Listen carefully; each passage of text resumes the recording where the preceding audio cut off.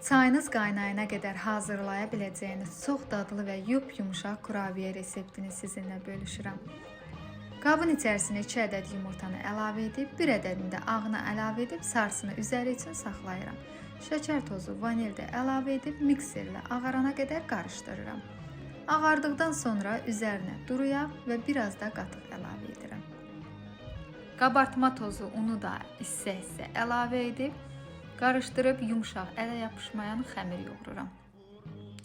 Xəmirdən təxmini 40 qram götürərək əlimlə forma verib, yağlı kağızın üzərinə yığıram.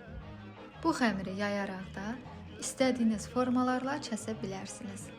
Xəmirin yarı hissəsini şəkər tozlu etdim, yarısını isə əvvəlcədən saxladığım yumurtanın sarısını çəkib, üzərinə isə biraz rəndədən keçirdiyim qoz səpdim.